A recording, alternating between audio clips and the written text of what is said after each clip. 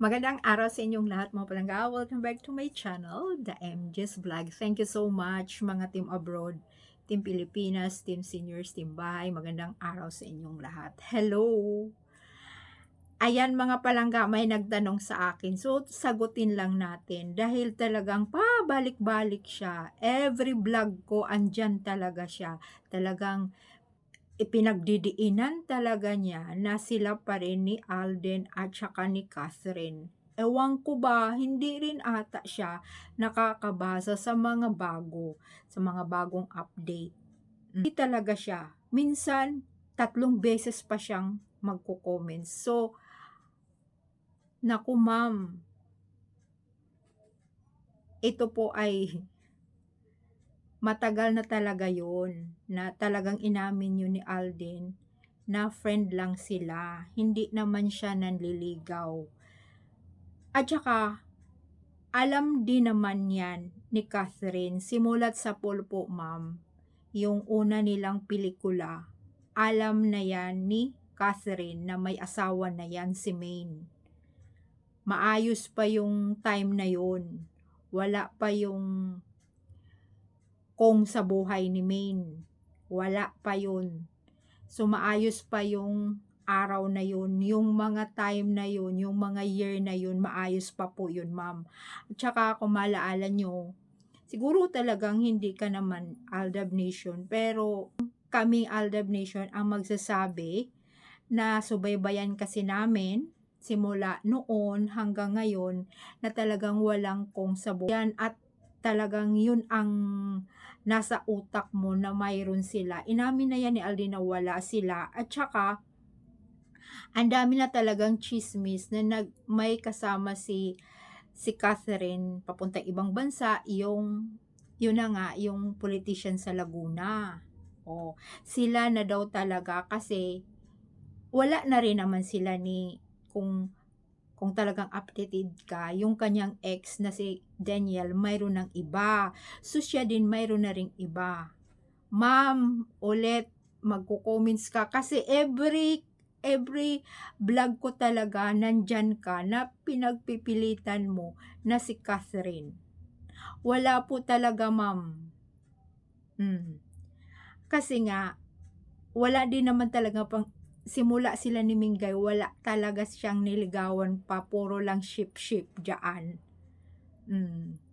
Sa katotohanan, may anak na po yan, ma'am. Noon pa yan. So, kaya nga sinasabi, di ba, na puro single, kasi showbiz yun. Yung kung masaya ka doon na may Catherine at Alden, yun po ma'am sa pelikula lang po nila yun. Kasi talagang napakapatok yung kanilang pelikula, tapos ganun talaga 'di ba kung sa showbiz ka kunyari mag-steady kayo para tangkilikin yung pelikula, pero sa totoong buhay wala. Nanalo sila ng mga awards, ilang awards na yung pinapanalunan nila dahil nga masyadong talagang sobra yun, pumatok talaga sa takilya. Bilyon nga daw yung kita na yun, yung Hello, Love, Goodbye. Ang dami daw talagang nagagandahan sa pelikula na yun. So, ma'am, pelikula lang po yun. Wala po sa totoong buhay.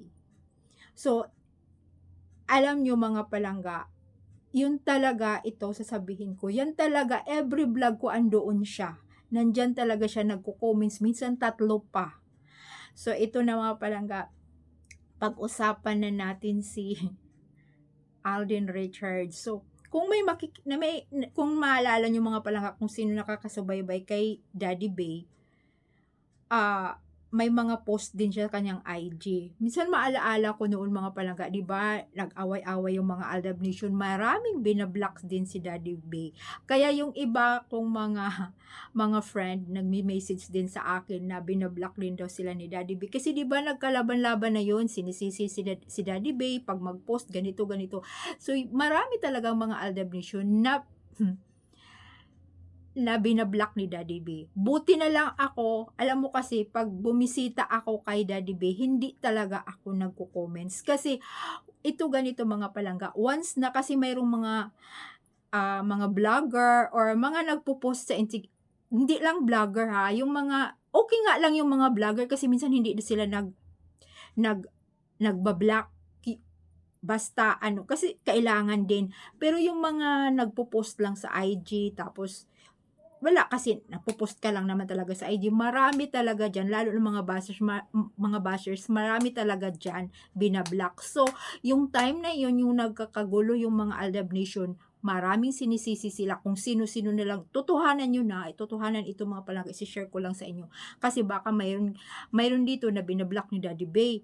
Pero sa awa nga ng Diyos, hindi kasi ako talaga bina-block kaya nakikita ko lahat kung ano man ang mga post nila. Kasi ito mga palangga, kaya nga minsan kayo, mag-ingat lang kayo dahil kaya kayo bina-block din ng mga nagpo-post or kahit na sinong mga tao diyan dahil kung nagko-comments kayo ng hindi maganda, tapos sa sunod na naman andun na naman kasi siyempre naka-follow kayo, 'di po ba? Tapos andun na naman, naka-post ka na naman, nagpo-post na naman tapos pangit na naman yung sinasabi mo na talagang hindi maganda, nagagalit ka gano'n. Karamihan talaga diyan bina-block kaya yun. Kaya ako nakita ko yung mga post ni Daddy Bay, oh, 'di ba? Masaya sila, doon parang naglalakad sila diyan sa beach. Parang may beach dito sa gilid, naglalakad sila. Malamig doon sa LA or sa US. Tapos minsan, 'di ba, mayroon din doon si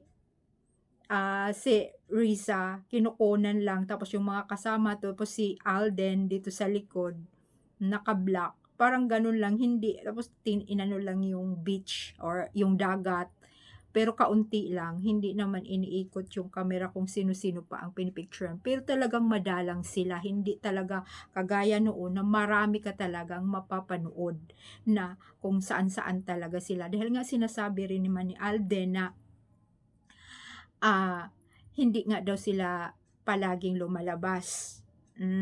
Diyan lang daw sila siguro, hindi sila palaging namamasyal, bihira. So talagang nag-uusap lang sila or 'di ba? Yung may mga gano'n na time para talagang exclusive yung time niyo at bihira lang kayong pumunta ng ibang bansa, doon lang talaga kayo mag-usap-usap. So talagang naka-focus lang sila sa kanilang yung pamilya, magkakasama sila, yun ang sinasabi ni Alden.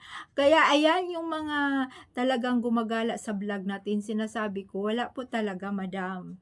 Kasi yung si Catherine mayroon na at si Alden mayroon na, kaso nga lang siyempre si Alden hanggang ngayon single-single pero talagang may asawa naman. Siyempre, ganun talaga 'pag may pinipirmahan ka, sumunod ka lang. Kasi ganun naman talaga sa showbiz, 'di ba, ang dami diyan tapos may maanak, tapos sinasabing walang anak, so ilang years pa yung iba aaminin. Pero yung atin, aamin din 'yan na may anak na siya at may asawa kaya hanggang ngayon wala talaga siya. Inaamin niya na kunyari wala kasi mayroon na, eh. Ganun 'yun, 'di ba mga palangga? Kaya thank you so much mga palangga, bye.